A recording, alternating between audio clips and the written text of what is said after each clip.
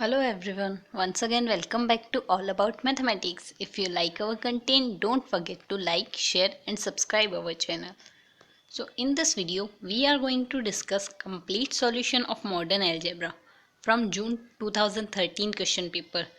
तो जून 2013 question paper में part B से 5 क्वेश्चन आस्क किए गए हैं एंड पार्ट सी से 4 क्वेश्चन आस्क किए गए। सो टोटल 9 क्वेश्चन हुए। सो आज के इस वीडियो में वो सारे 9 क्वेश्चन डिस्कस करेंगे वन बाय वन। ये क्वेश्चन मॉडर्न अलजेब्रा में group theory and ring theory दोनों से पूछे गए कंबाइंड फॉर्म में। सो दोनों के हैं question. So let us start with the first question. This question is from group theory part B. So in this question given that let G be a simple group of order 168. तो सबसे पहले simple group क्या होता है? Simple group ऐसा group होता है जिसमें कोई भी प्रॉपर नॉर्मल सब ग्रुप ना हो। तो इसके सिर्फ दो ही नॉर्मल सब ग्रुप हो, एक तो आइडेंटिटी एंड देन एक ये खुद ग्रुप जी, ये दो ही नॉर्मल सब ग्रुप। उसके अलावा इसका कोई भी प्रॉपर नॉर्मल सब ग्रुप नहीं होगा। So let G be a simple group of order 168. What is the number of subgroup of G of order 7? So order 7 के जी के सब ग्रुप बताने कितने होंगे? 4 ऑप्शन है पार्ट बी का क्वेश्चन, देन सिंगल करेक्ट होगा। सो सब ग्रुप बताने के लिए हम यहाँ पे साइलोस थ्योरम का काम मिलेंगे। So number of by Sylow's third theorem है ये, जो कहती है ऑर्डर ऑफ जी पहले हमें 168 दिया है, देन इसका प्राइम फैक्टराइजेशन करेंगे, देन यहाँ से वैल्यू आएगी 7 × 24 है, देन 24 का भी प्राइम फैक्टराइजेशन कर सकते हैं। बट हमें यहाँ से इसको 7 के ही ऑर्डर निकालने, देन हम इसे इतना भी फैक्टर करके छोड़ सकते हैं। लेट गो कर दिया इसे यहीं पे। So by Sylow's third theorem, Sylow's third theorem क्या कहती है? Number of p s S G in G is equals to 1 plus pt, that's divide order of g where t equals to 0 1 2 3 and so on लेंगे। तो silos third theorem से यहाँ पे p की value हमें 7 है, तो p की वैल्यू 7 है, सो यहाँ से 1 plus pt, so 1 plus 70 order of g equals to 168। So या तो हम इसे इससे सिंप्लीफाई कर लें या फिर 1 plus 70 equals two divided by 24। सो 24 से भी देख सकते हैं यहाँ से, बिकॉज ऑफ 168 और 24 यहाँ से सिमिलर होंगे, क्योंकि जितने भी टी की वैल्यू 168 के लिए आएगी वही टी की वैल्यू हमारे पास यहाँ से 24 के लिए आएगी। सो यहाँ से 24 के लिए करना सिंपल होगा, बिकॉज ऑफ 168 बड़ी अमाउंट है और 24 छोटी अमाउंट है। सो यहाँ से इसके फैक्टर इजीली कर सकते हैं इस केस में। सो यहाँ से t equals to 0 and t equals to 1 के केस में ही हमारे पास यहाँ से इसका डिवाइजर बनेगा, अदरवाइज नहीं बनेगा। So number of 7 S S G क्या आ जाएंगे? 1 plus 70 which is equals to, अगर t इक्वल्स टू 0 होगा देन इस केस में 1 आएगा, एंड t इक्वल्स टू 1 होगा देन इस केस में 8 आएगा। सो यहाँ से number of 7 S S G equals to 1 और 8, या तो 1 होगा या 8 होगा। So if you are just taking number of 7 S S G equals to 1, अगर 1 होगा देन इस केस में क्या होगा? 7 एस एस जी यूनिक होगा, और जितने भी यूनिक एस एस जी होते हैं वो नॉर्मल होते हैं। सो इस केस में ये नॉर्मल हो जाएगा। बट हमें क्वेश्चन में दिया हुआ है ग्रुप जी सिंपल है, और ग्रुप जी सिंपल है, then there is no proper normal S S normal subgroup. So proper normal subgroup नहीं होगा, देन इस केस में यहाँ से एस एस जी यूनिक नहीं हो सकता। यूनिक नहीं होगा देन क्या पॉसिबिलिटी बची 8 की। So number of 7 S S G equals to 8, so number of 7 order subgroup equals to 8। So यहाँ से ऑप्शन सी करेक्ट आ जाएगा। तो सिंपली हमने इस क्वेश्चन को करने के लिए क्या थ्योरम काम मिली? साइलोस थर्ड थ्योरम लगा के हमने सिंपली इस क्वेश्चन को कर लिया। सो यहाँ से ऑप्शन सी करेक्ट आ गया। Now come to the next question.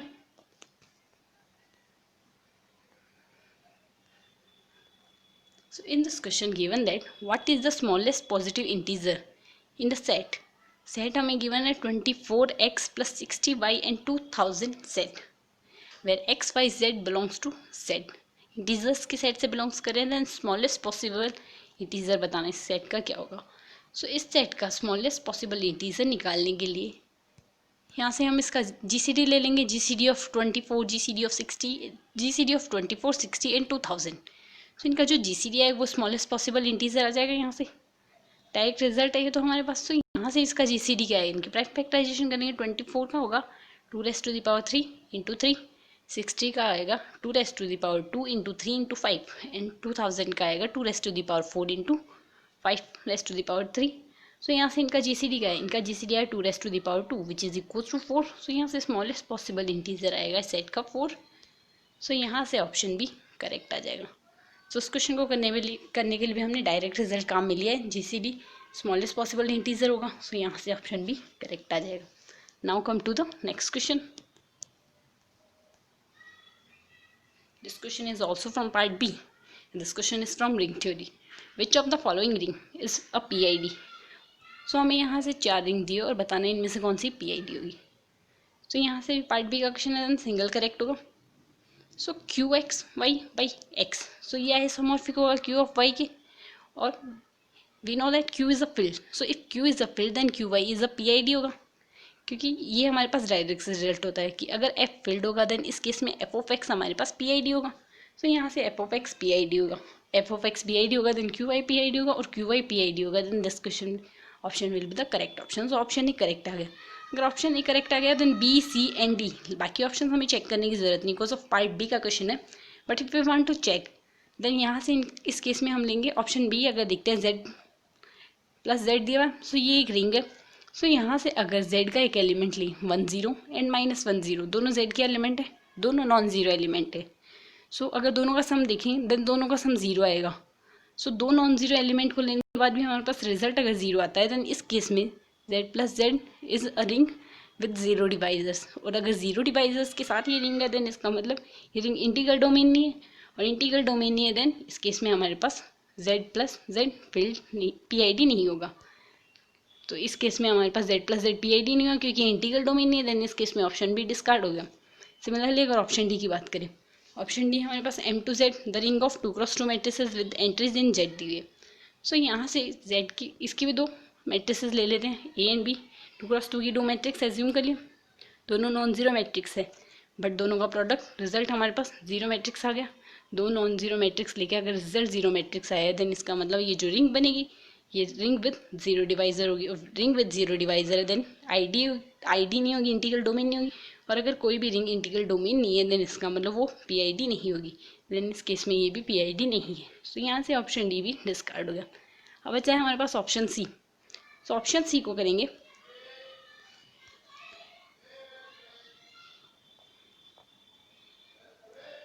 Then option C के लिए हमारे पास डायरेक्ट रिजल्ट है, अगर F ऑफ X PID है देन इस केस में ये fifth condition F of X हमारे पास फील्ड होगी। सो F अगर फील्ड होगी then F of X PID होगी, बट हमारे पास Z फील्ड ही नहीं है। We know that set of integers ring of integer field नहीं है हमारे पास, तो फील्ड नहीं है, इस केस में Z ऑफ X PID नहीं होगी।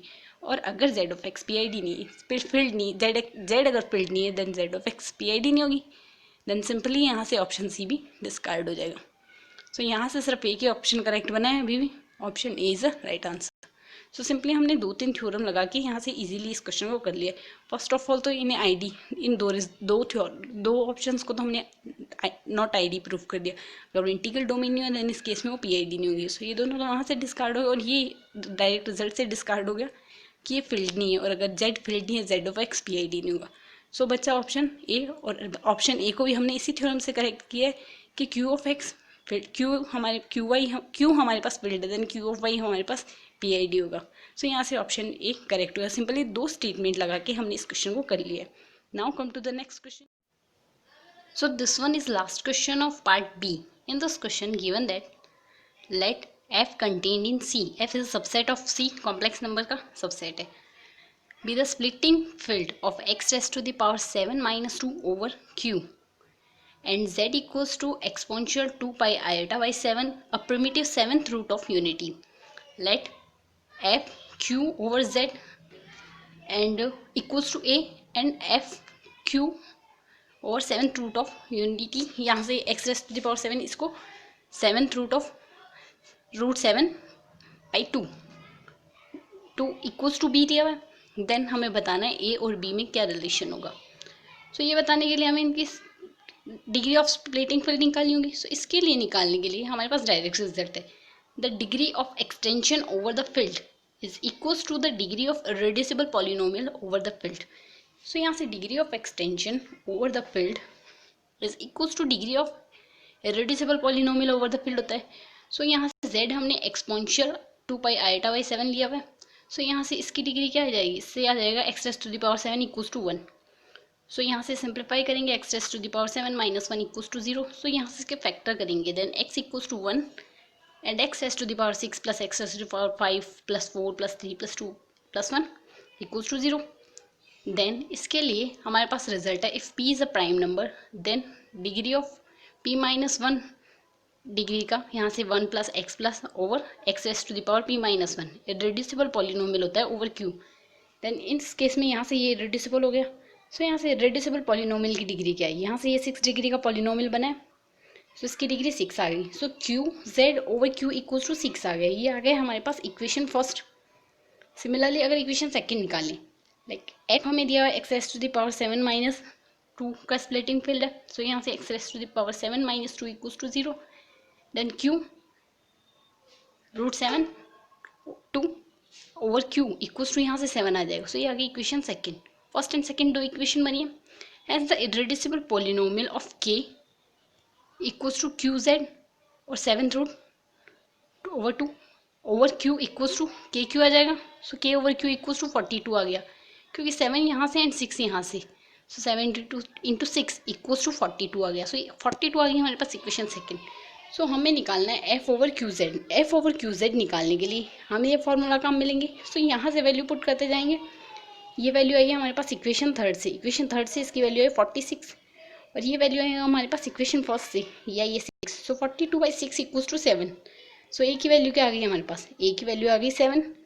Similarly F over Q 7 root में निकालेंगे 2 पर, सो यहाँ से इसकी वैल्यू क्या आ जाएगी, अगेन इसकी वैल्यू इक्वेशन थर्ड से 42 एंड देन इसकी वैल्यू आई है हमारे पास 7 इक्वेशन सेकंड से। सो 42/7 इक्वल्स टू 6, ये आ गई वैल्यू हमारे पास 6 बी की। सो ए की वैल्यू 7 एंड बी की value 6। So A and B equal तो है नहीं, सो अगर ऑप्शन से देखें, सो फर्स्ट ऑप्शन डिस्कार्ड हो गया, सेकेंड ऑप्शन डिस्कार्ड हो गया। ए की वैल्यू आई है 7, सॉरी ए की वैल्यू आई है 6, ए की वैल्यू देखते हैं क्या आई है, ए की वैल्यू 7 आई है, बी की वैल्यू 6 आई है, then A greater than B आया है। सो अगर ऑप्शंस की बात करें, then A greater than B, so option C correct हो जाएगा। पार्ट बी का क्वेश्चन वैसे सिंगल करेक्ट होगा, सो यहाँ से ऑप्शन बी सी करेक्ट आ गया। सो हम देखिए यहाँ से सब पे की रिजल्ट कहाँ मिला, the degree of extension over the field is equals to degree of irreducible polynomial over that field. So यहाँ से हमने ऑप्शन सी करेक्ट कर लिया। Now come to the next question. यहाँ से पार्ट बी के सारे क्वेश्चन हो गए, अब पार्ट सी पे आते हैं। पार्ट सी के क्वेश्चन डिस्कस करेंगे। सो अगर पार्ट सी के क्वेश्चन डिस्कस करें, देन फर्स्ट क्वेश्चन है पार्ट सी का, let F equals to f3 x over x cube plus 2x minus 1 where f3 is a field with 3 elements, which of the following are true. First statement कह रहा है part C का question, then multiple correct option हो सकते हैं। So first option देखते हैं। First option कह रहा है f is a field with 27 elements. So f अगर 27 एलिमेंट का फील्ड है, फर्स्ट स्टेटमेंट कह रहा है। सेकंड स्टेटमेंट कह रहा है f is a separable, f is separable but not normal extension of f3. Third statement कह रहा है the automorphism group of f is cyclic and last statement कह रहा है the automorphism group of f is abelian but not cyclic. So first of all हमें बताना f field होगा, f field है या नहीं। So x cube plus 2x minus 1 irreducible polynomial है ओवर f। सो इसके लिए हमारे पास डायरेक्ट रिजल्ट है। थ्योरम कहती है if f is a field and px is irreducible polynomial over f, then fx/px is a field. So यहाँ से हमें ये इररेड्यूसिबल पॉलिनोमियल दिया और f हमारे पास फील्ड दिया। So f by this polynomial equals to field आएगा। सो फील्ड तो आ गया, अब इसकी डिग्री निकालनी है। इस फील्ड की डिग्री क्या होगी, इस फील्ड की डिग्री होगी p raise to the power n। So यहाँ से f की कार्डिनलिटी n को डिनोट करिए और p की डिग्री p को डिनोट करिए। सो p की वैल्यू हमारे पास 3 और n की वैल्यू भी हमारे पास 3 है यहाँ से। So 3 raise to the power 3 equals to 27। So यहाँ से 27 एलिमेंट्स का एक फील्ड आ गया। सो ऑप्शन फर्स्ट तो करेक्ट हो गया। यहाँ से एक थ्योरम लगा के हमने डिग्री भी निकाल ली और फील्ड भी बता दिया और फील्ड की कार्डिनलिटी भी निकाली। सो ऑप्शन ही करेक्ट आ गया। अब बताना है सेपरेबल है बट नॉर्मल एक्सटेंशन नहीं है। सो सेपरेबल है, नॉर्मल एक्सटेंशन नहीं है, बट एफ तो हमारे पास फाइनाइट एक्सटेंशन है over F. So F finite extension है, साथ ही F is the splitting field of the polynomial. F splitting field है x raise to the power 27 minus x का ओवर एफ f3। देन ये एक्सटेंशन क्या होगा, इस केस में हमारे पास एक्सटेंशन नॉर्मल हो गया, क्योंकि एक तो फाइनाइट और साथ ही इसकी स्प्लिटिंग फील्ड का पॉलिनोमियल भी हमारे पास f3 पे x 27 माइनस एक्स है ओवर f3 है ये। सो यहाँ से ये नॉर्मल एक्सटेंशन हो गया, बट हमें ऑप्शन भी कह रहा है ये नॉर्मल नहीं है। सो यहाँ से ऑप्शन भी डिस्कार्ड हो जाएगा, ऑप्शन बी डिस्कार्ड होगा। ऑप्शन सी और ऑप्शन डी देखते हैं। ऑप्शन सी तो कह रहा है साइक्लिक है, ऑप्शन डी कह रहा है साइक्लिक नहीं है। सो देखते हैं साइक्लिक है या साइक्लिक नहीं है। सो इसकी ऑटोमॉर्फिज्म का जो ग्रुप बनेगा, ऑटोमॉर्फिज्म का ग्रुप बताना है साइक्लिक है नहीं है। सो ऑटोमॉर्फिज्म का जो ग्रुप बनेगा ऑफ एफ 3 मैप कंसिस्ट करेगा, एक तो x से x पे, दूसरा x से x क्यूब पे और तीसरा x to x raise to the power 9। So 3 mapping consist की है। सो इसकी कार्डिनलिटी क्या होगी, automorphism group is of order 3 आ गए यहाँ से 3 मैपिंग बनी है, सो कार्डिनलिटी क्या आ गई ऑटोमॉर्फिज्म ग्रुप की 3, और 3 प्राइम नंबर है, सो प्राइम नंबर के ऑर्डर के सारे ग्रुप साइक्लिक होंगे। देन इस केस में ऑटोमॉर्फिज्म का जो ग्रुप बनेगा वो साइक्लिक होगा। तो साइक्लिक होगा इम्प्लाइज अबेलियन तो हो गया, बट ऑप्शन डी डिस्कार्ड हो गया, जो कह रहा साइक्लिक अबेलियन है बट साइक्लिक नहीं है, सो ऑप्शन डी डिस्कार्ड हो गया। ऑप्शन सी करेक्ट हो गया, जो कह रहा साइक्लिक है। सो यहाँ से इस क्वेश्चन में हमारे पास करेक्ट ऑप्शन क्या है, option A and option C are correct option. So यहाँ से ए और सी करेक्ट ऑप्शन आ गए। Now come to the next question.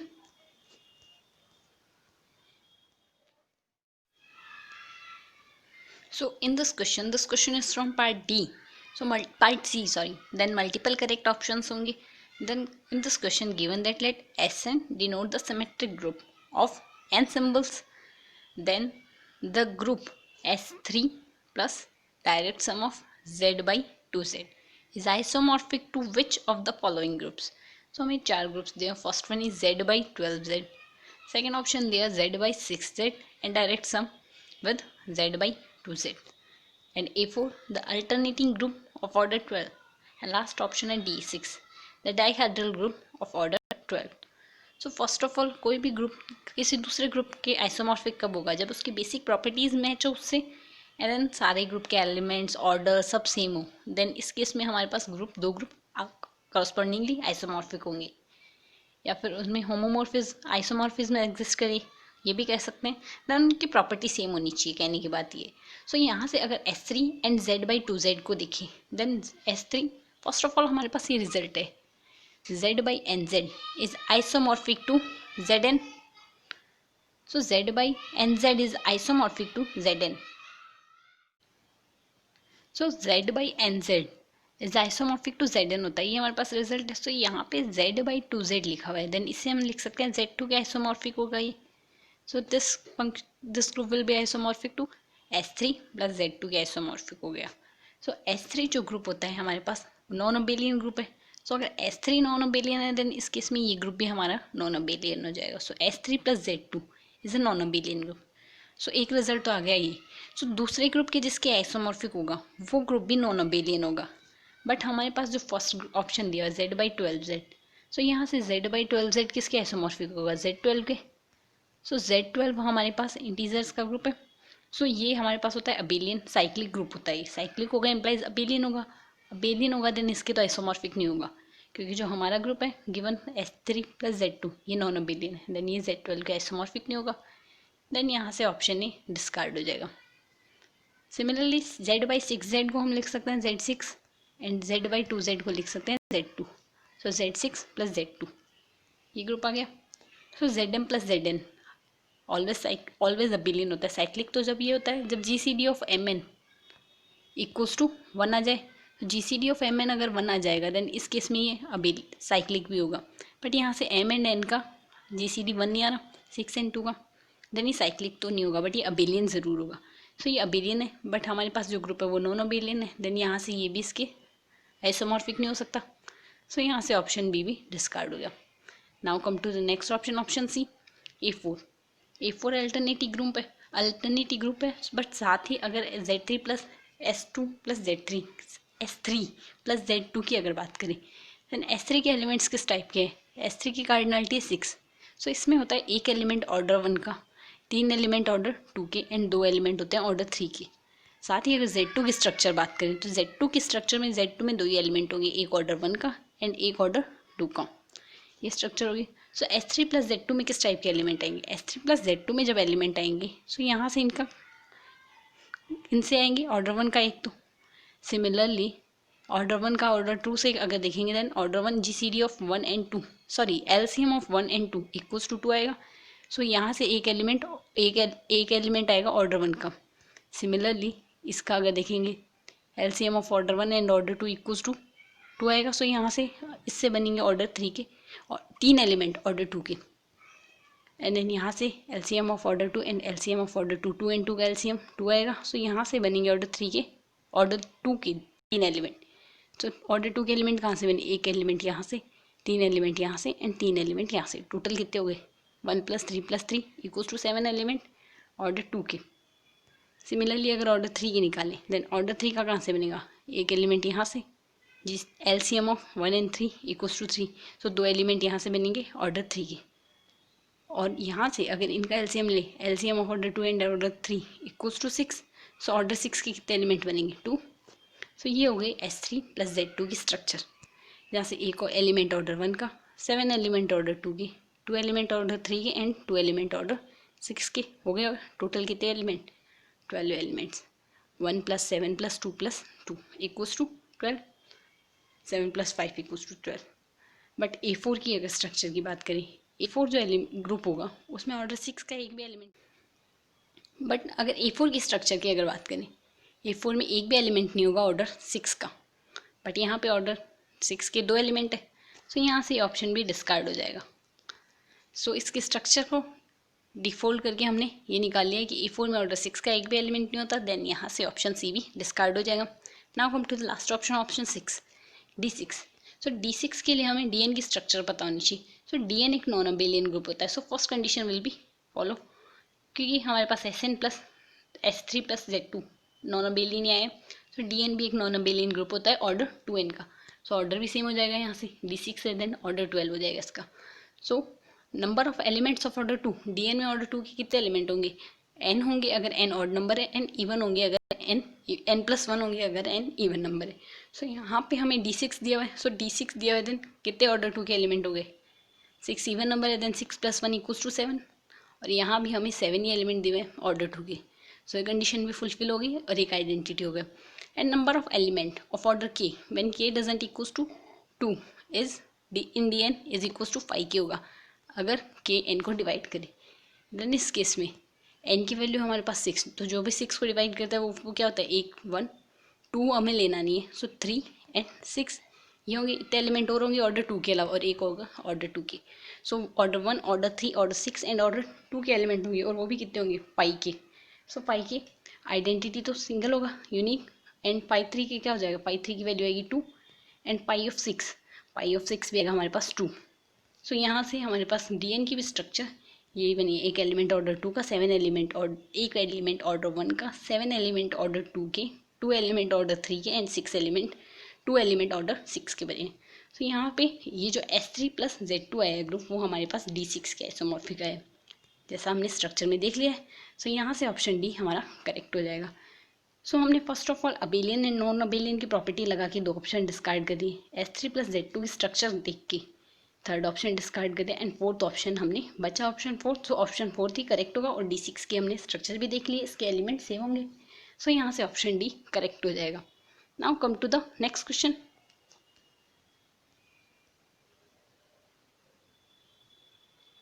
In the next question हम एक सिग्मा दिया है एंड एक 2 दिया है, 2 परमुटेशन है S6 में, the group of permutation of 6 symbol, which of the following statement are true. कौन सा स्टेटमेंट ट्रू होगा, फर्स्ट स्टेटमेंट क्या है, the subgroup tau and sigma are isomorphic, मतलब टो एंड सिग्मा से जनरेट होने वाले दोनों ग्रुप आइसोमॉर्फिक होंगे। सेकेंड स्टेटमेंट क्या है, tau and sigma are conjugate in S6। Third statement क्या है, टो एंड सिग्मा के जो ग्रुप जनरेट हो रहे हैं उनका इंटरसेक्शन जो ग्रुप आएगा वो ट्रिवियल ग्रुप आएगा। एंड लास्ट स्टेटमेंट क्या है, tau and sigma are commute, ये कम्यूट करेंगे। सो 1 बाय 1 ऑप्शंस को देखते हैं क्या होता है। सो सबसे पहले हमें जो सिग्मा दिया हुआ है ये और टो ये दिया हुआ है, सो इनसे जनरेट होने वाले ग्रुप बनाने होंगे। सो इनसे जनरेट होने वाले अगर ग्रुप बनाते हैं, देन सिग्मा हमें टो हमें ये दिया हुआ है, ये 1 2 3 4 5 6। सो इससे जनरेट होने वाला ग्रुप, इसका ऑर्डर क्या है, इसका ऑर्डर है हमारे पास 6। सो यहाँ से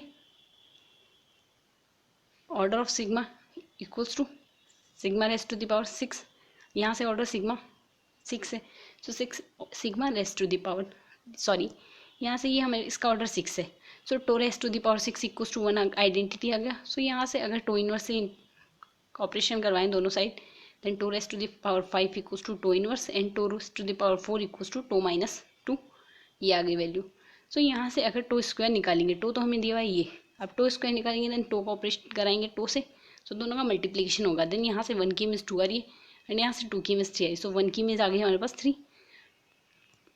नॉर्मल मल्टीप्लिकेशन मेथड लगाएंगे, परमुटेशन का मल्टीप्लिकेशन जिस तरीके से कराते हैं वहाँ से वैसे ही लगा के हम टो स्क्वायर निकाल लेंगे, वो आएगा हमारे पास ये सिमिलरली अगर 2 क्यूब निकालें देन 2 क्यूब आएगा हमारे पास ये 2 स्क्वायर इंटू 2। सो यहाँ से 1 की इमेज 2 आ रही है एंड देन यहाँ से 2 की इमेज 4 आ रही है। सो 1 की इमेज क्या आ गई 4 एंड देन 4 की इमेज यहाँ से 5 आ रही है और यहाँ से 5 की इमेज आ रही है 1। सो 4 की इमेज आ गई 1। सो इस तरीके से हम मल्टीप्लिकेशन इसका भी कर लेंगे। सो ये आ जाएगा 2 क्यूब।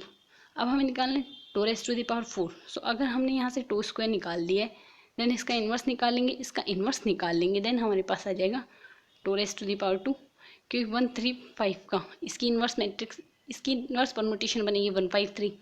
सिमिलरली 2 4 6 की इन्वर्स परमुटेशन बनेगी 2 6 4।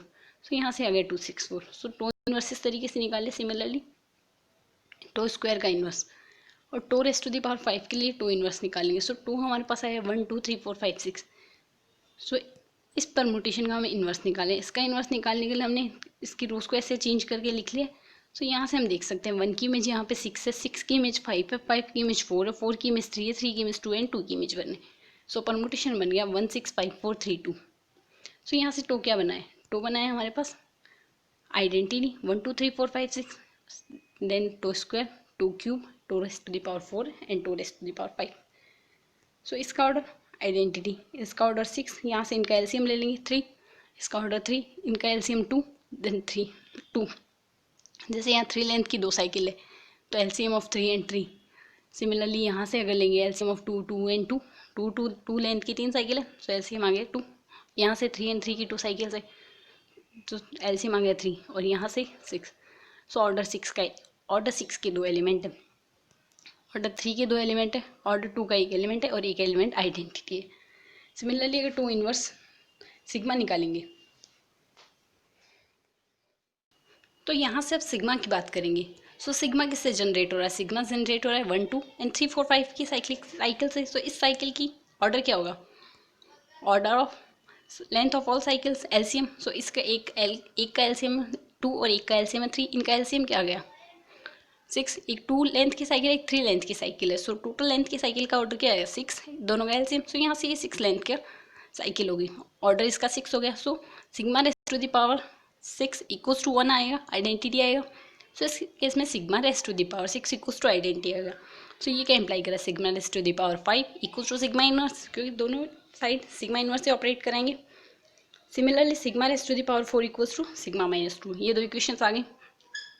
सो यहाँ से पावर 5 और पावर 4 निकालने के लिए हमें सिग्मा और सिग्मा स्क्वायर की ज़रूरत होगी, उनसे हम निकाल सकते हैं। सो सिग्मा हमें गिवन है 1 2 एंड 3 4 5 की साइकिल। सिग्मा स्क्वायर क्या आ गया सिग्मा इंटू सिग्मा। सो यहाँ से 1 की इमेज 2 एंड यहाँ से 2 की इमेज 1। सो 1 की इमेज 1 आ गई। सिमिलरली 2 की इमेज 1 एंड 1 की इमेज 2। सो 2 की इमेज भी 2 आ गई। सिमिलरली हम 3 4 5 की 6 की भी निकाल लेंगे। सो यहाँ से 3 5 4 3 लेंथ की साइकिल आ गई। सिमिलरली सिग्मा क्यूब निकाल लेंगे sigma square into sigma. So sigma square ये है और सिग्मा हमें गिवन है क्वेश्चन में। So sigma square into sigma आ गया हमारे पास 1 2। मल्टीप्लिकेशन कर लिया, सिंपल मल्टीप्लिकेशन है, परमुटेशन के मल्टीप्लिकेशन के अकॉर्डिंग इनका मल्टीप्लिकेशन कर लेंगे। Similarly sigma raise to the power 4 निकालना है देन वो सिग्मा -2 है। सो -2 निकालने के लिए इसका इन्वर्स कर देंगे सिग्मा स्क्वायर का। सो सिग्मा स्क्वायर आया है हमारे पास 3 5 4। सो 3 5 4 का इन्वर्स क्या आएगा 3 4 5। सो यहाँ से आ गया 3 4 5। Similarly sigma raise to the power 5 आया सिग्मा इनवर्स। सो 1 2 साइकिल का इन्वर्स क्या आएगा 1 2 ही आएगा और 3 5 4 का इन्वर्स क्या आएगा 3 4 5। सो यहाँ से आ गया 3 4 5। सो सिग्मा हमारे पास क्या किससे जनरेट हो रहा है सिग्मा जब जनरेट होगा देन ये एलिमेंट्स आएंगे। फिर sigma raise to the power 5 फिर से आइडेंटिटी आएगा एंड देन फिर रिपीटेशन हो जाएगा। देन यहाँ से हमारे पास ये एलिमेंट्स आ गए। अब इन एलिमेंट्स को देखिए देन इनका ऑर्डर क्या है। फर्स्ट आइडेंटिटी का ऑर्डर 1 1 2 3 4 5 का, इसका ऑर्डर क्या आएगा 6। 3 5 4 का ऑर्डर 3 लेंथ की साइकिल है देन 3 1 2 का ऑर्डर 2 3 4 5 का ऑर्डर 3 एंड देन इस साइकिल का भी ऑर्डर 2 एंड 3 का एलसीएम 6। सो यहाँ से 6 आ गया। सो यहाँ भी हमारे पास 2 एलिमेंट आए हैं ऑर्डर 6 के, 2 एलिमेंट आए हैं ऑर्डर 2 के, एक एलिमेंट आया ऑर्डर 2 का और एक आइडेंटिटी। यही हमारे पास टो फंक्शन में आया था, टो से जनरेट होने वाले ग्रुप में। सो यहाँ से दोनों ग्रुप की स्ट्रक्चर सेम है देन टो से एंड सिग्मा से जनरेट होने वाली ग्रुप आइसोमॉर्फिक हो गए। दोनों ग्रुप आइसोमॉर्फिक हो गए क्योंकि दोनों में सेम स्ट्रक्चर है। देन यहाँ से ऑप्शन है करेक्ट हो गया। एंड देन अब निकालते हैं टो से जनरेट होने वाले ग्रुप में इंटरसेक्शन सिग्मा से जनरेट होने वाले ग्रुप में कौन सा एलिमेंट सेम है। बट यहाँ से एज वी कैन सी इसमें और इसमें एक भी एलिमेंट सेम नहीं है। तो एक एलिमेंट सेम नहीं है, देन यहाँ से इनका इंटरसेक्शन जो ग्रुप आएगा उसमें सिर्फ आइडेंटिटी सेम है और कोई भी एलिमेंट सेम नहीं है, देन आइडेंटिटी सेम है, देन इस केस में ये हमारे पास ट्रिवियल ग्रुप बनेगा। और ये हमारे पास ऑप्शन सी कह रहा है। ऑप्शन सी क्या कह रहा है, टो एंड सिग्मा से जनरेट होने वाले ग्रुप का इंटरसेक्शन आएगा ट्रिवियल ग्रुप से। ऑप्शन सी भी करेक्ट हो गया। सो ऑप्शन ए भी करेक्ट आ गया और ऑप्शन सी भी करेक्ट आ गया। अब आते हैं ऑप्शन बी और ऑप्शन डी पर। सो कम्यूट कॉन्जुगेट होंगे और कम्यूट करेंगे या नहीं। सो ये बताने के लिए अगर ऑप्शंस की बात करें, 2 साइकिल्स आर कॉन्जुगेट, कोई भी 2 साइकिल कॉन्जुगेट होती है if they have same cycle decomposition, if they have same C D. So इनका साइकिल डिकम्पोजिशन अगर सेम होगा देन इस केस में ये हमारे पास कॉन्जुगेट होगी। सो सिग्मा की सी डी क्या आएगी, एक 2 लेंथ की साइकिल, एक 3 लेंथ की साइकिल और एक 6 मैप हो रहा है 6 पे। सो एक 1 लेंथ की साइकिल। सो यहाँ से इसका सी डी क्या आ गया 2 3 1 और 2 की सी डी क्या है, 2 में हमारे पास डायरेक्टली 6 लेंथ की एक साइकिल आ रही है। तो यहाँ से इसका साइकिल डिकम्पोजिशन 6 आएगा क्योंकि इसका साइकिल डिकम्पोजिशन तो एक 2 लेंथ की साइकिल आ रही है, एक 3 लेंथ की साइकिल आ रही है और 6 6 पे मैप हो रहा है देन 1 लेंथ की साइकिल। देन इस केस में 2 3 बनाया और इसमें सिर्फ एक ही साइकिल आ रही है 6 लेंथ की, सो इसमें 6 आया। सो दोनों का साइकिल डिकम्पोजिशन सेम नहीं है। अगर साइकिल डिकम्पोजिशन अगर दोनों का सेम नहीं है then they does not have same C D, implies sigma and tau are not conjugate. So अगर कॉन्जुगेट नहीं है देन ऑप्शन बी हमें कह रहा है कॉन्जुगेट है S6 में, बट ये कॉन्जुगेट नहीं है, सो ऑप्शन बी डिस्कार्ड हो गया। Now come to the last option, option D. Option D कह रहा है ये कम्यूट करें और कोई भी 2 एलिमेंट्स या कोई भी 2 साइकिल्स कोई भी कम्यूट करते हैं देन इस केस में sigma tau into tau sigma equal आएगा। देन सिग्मा इंटू टो अगर निकालेंगे देन क्या आएगा, सिग्मा इंटू टू अगर निकालेंगे आप वापस परमुटेशन का मल्टीप्लिकेशन करवा के देख सकते हैं। देन सिग्मा इंटू टू आएगा 2 4 3 5 6 एंड टो इंटू सिग्मा क्या आएगा, tau into sigma as we can see यहाँ से 1 की मिस 2 आ रही है और यहाँ से 2 की मिस 3 आ रही है। सो 1 की मिस 3 आएगी, आगे से कुछ भी आए, बट यहाँ से अगर क्वेश्चन में दिखे देन यहाँ से 1 की मिस 1 आ रही है और यहाँ से 1 की मिस 3 आ रही है। सो यही सिंपल है, दोनों कम्यूट नहीं करे। अगर कम्यूट करते देन 1 की मिस जिसमें भी 1 नहीं आती, आगे आप निकाल के देख सकते हैं। बट यहाँ से ये तो प्रूफ हो ही गया दोनों का मल्टीप्लिकेशन सेम नहीं आया, मल्टीप्लिकेशन सेम नहीं आया देन दोनों कम्यूट नहीं करे और कम्यूट नहीं करे देन यहाँ से ऑप्शन डी डिस्कार्ड हो जाएगा। सो अगर ऑप्शन डी डिस्कार्ड हो जाएगा देन यहाँ से करेक्ट ऑप्शन क्या बने, option A and option C are correct options. So यहाँ से ऑप्शन ए और सी करेक्ट आ गए। तो सिंपली हमने यहाँ से सिग्मा और टो जो परमुटेशन दिए हुए हैं हमें उनसे ग्रुप जनरेट करा दिया, उनका ग्रुप जनरेशन देख लिया कि उसमें कौन कौन से एलिमेंट आएंगे, फिर दोनों एलिमेंट से कंपेयर करिए, हमने इजीली क्वेश्चन को कर दिया है। Now come to the next question and last question of this video. This question is also from part C. This question is saying which of the following polynomial are irreducible over the given rings. So given rings पे irreducible polynomial बताने, हमें 4 polynomial दिए हैं। So 1 by 1 option से देखेंगे कौन सा option correct हो सकता है। So फर्स्ट ऑप्शन को करने के लिए हम आइंस्टीन क्राइटेरिया लगाएंगे। सो आइंस्टीन क्राइटेरिया हमें क्या कहता है, आइंस्टीन क्राइटेरिया हमें कहता है अगर कोई भी पॉलिनोमियल हमें गिवन है a0 प्लस a1x प्लस a2x square and so on, then इस केस में एक प्राइम अगर a0 को डिवाइड करता है, a1 को डिवाइड करता है और वो प्राइम an-1 तक सारे कोफिशिएंट्स को डिवाइड करता है, बट वो प्राइम हमें an को डिवाइड नहीं करता, हाईएस्ट कोफिशिएंट को डिवाइड नहीं करता, साथ ही उसका स्क्वायर a0 को डिवाइड नहीं करता, देन इस केस में हमारे पास वो फंक्शन इररिड्यूसिबल होता है ओवर क्यू। सो यहाँ से इस फंक्शन को अगर देखें देन यहाँ से एक प्राइम ले लेते हैं 3 15 को डिवाइड करते हैं, 9 को डिवाइड करते हैं, 3 को डिवाइड करता है, बट 3 हमारे पास इसके कोफिशिएंट 1 को डिवाइड नहीं करता और 3 का स्क्वायर क्या आता है 9 और 9 15 को डिवाइड नहीं करता। देन इस केस में यहाँ से ये आइंस्टीन क्राइटेरिया से ये fx हमारे पास इररिड्यूसिबल आ गया ओवर ए। सो fx इररिड्यूसिबल आ गया, हमें क्वेश्चन में इररिड्यूसिबल ही निकालना है। सो ऑप्शन ए करेक्ट हो गया। सिमिलरली अगर नेक्स्ट ऑप्शन की बात करें, ऑप्शन डी की बात करते हैं, तो यहाँ से हमें ऑप्शन सी में जो पॉलिनोमियल गिवन है वो है x³ plus x square plus x plus 1। So यहाँ से इसमें अगर फर्स्ट में अगर हम x² यहाँ से एक्स स्क्वायर कॉमन लेते हैं then x square into x plus 1 आ जाएगा और यहाँ से 1 कॉमन लेते हैं तो एक्स प्लस 1 आ जाएगा। सो यहाँ से इसके फैक्टर्स क्या हो गए x² plus 1 and x plus 1। So यहाँ से ये जो है ये पॉलिनोमियल रिड्यूसिबल आ गया, फैक्टर्स हो गए इसके। सो पॉलिनोमियल आ गया रिड्यूसिबल ओवर z। सो रिड्यूसिबल ओवर z इंप्लाई करता है यहाँ से ऑप्शन सी डिस्कार्ड हो जाएगा, जो कह रहा है इररिड्यूसिबल है। इररिड्यूसिबल होने का मतलब फंक्शन के फैक्टर्स नहीं होने चाहिए और फैक्टर्स होने के बाद उसके रूट्स उसमें बिलोंग्स नहीं करनी चाहिए। जो डोमेन हमें गिवन है यहाँ से इस डोमेन में हमारे पास रूट्स बिलोंग्स करें x plus 1 implies x equals to -1 z से बिलोंग्स कर रहा है, देन इस केस में यहाँ से ये रिड्यूसिबल हो गया और रिड्यूसिबल हो गया देन ऑप्शन सी डिस्कार्ड हो गया क्योंकि हमें सिर्फ इररिड्यूसिबल पूछा है। सो ऑप्शन ए तो करेक्ट हो गया था और ऑप्शन सी डिस्कार्ड हो गया। अब बाकी ऑप्शन डी की बात करें, ऑप्शन डी के लिए अगर बात करें तो हमारे पास ये डायरेक्ट रिजल्ट है कि if E is a prime number then p-1 degree का जो पोलिनोमियल होगा continuously 1 + x square and so on x raise to the power pn-1, ये पोलिनोमियल इरेड्यूसिबल होता है ओवर q। सो हमें जो यहाँ पोलिनोमियल गिवन है और अगर कोई पोलिनोमियल q पर इरेड्यूसिबल है देन इफ कंडीशन होती है if a polynomial is irreducible over q, if and only if polynomial is irreducible over z, then हमें यहाँ z पे बताना है। सो p = 5 आ जाएगा ऑप्शन डी में। p = 5 होने की वजह से यहाँ से ऑप्शन डी में p-1 = 4 डिग्री का पोलिनोमियल आ गया। सो ये पोलिनोमियल q पर इरेड्यूसिबल होगा और अगर q पर इरेड्यूसिबल है देन इस केस में ये पोलिनोमियल हमारे पास z पर भी इरेड्यूसिबल होगा। सो ऑप्शन डी भी यहाँ से करेक्ट हो जाएगा। ऑप्शन ए करेक्ट हो गया और ऑप्शन डी करेक्ट हो गया। Now come to the last option, option B. Option B कह रहे हैं हमें जो पोलिनोमियल दिया वो q/z³ integer ring of integer modulo 7 पर रिड्यूसिबल है या नहीं। सो इंटीजर मॉड्यूलो 7 निकालने के लिए हमें q7 दिया। सो q7 में 0 1 2 3 4 5 6 तक के एलिमेंट बिलोंग्स करेंगे। सो यहाँ से अगर इसके लिए निकालें f(x) हमें गिवन है ये।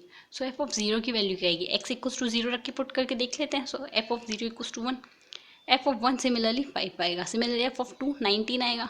यहाँ तक 0 नहीं आया बट f(3) निकालेंगे 47 49 आ रहा है और हमें q7 दिया हुआ है। सो इस केस में यहाँ से ये जो इंटीजर मॉड्यूलो 7 रैशनल मॉड्यूलो 7 की जो रिंग है यहाँ से ये 49 एज ए 0 ट्रीट होगा। सो 0 ट्रीट होगा देन यहाँ से इस पॉलिनोमियल का 0 गिवन डोमेन में बिलोंग्स करे। सो यहाँ से बिलोंग्स करे देन इस केस में ये रिड्यूसिबल हो जाएगा function. So f(x) is reducible over z7, then इस केस में यहाँ से हमारे पास ऑप्शन बी डिस्कार्ड हो गया। सो यहाँ से ऑप्शन बी भी डिस्कार्ड हो जाएगा क्योंकि ये रिड्यूसिबल आ गया। रिंग ऑफ इंटीजर मॉड्यूलो 7, तो यहाँ से इंटीजर मॉड्यूलो 7 की ही रिंग दी हुई है देन यहाँ से ऑप्शन बी भी डिस्कार्ड हो गया। सो यहाँ से हमारे पास करेक्ट ऑप्शंस क्या बने, option A and option D are correct options of this question. So आज के इस वीडियो में हमने जून 2013 में पूछे गए मॉडर्न अलजेब्रा के सारे क्वेश्चन डिस्कस किए। अगर आपको किसी भी क्वेश्चन में कोई डाउट हो तो कमेंट सेक्शन में कमेंट करके आप पूछ सकते हैं। और अगर आपको वीडियो पसंद आया हो तो वीडियो को लाइक, शेयर एंड चैनल को सब्सक्राइब करना ना भूलें। Thank you.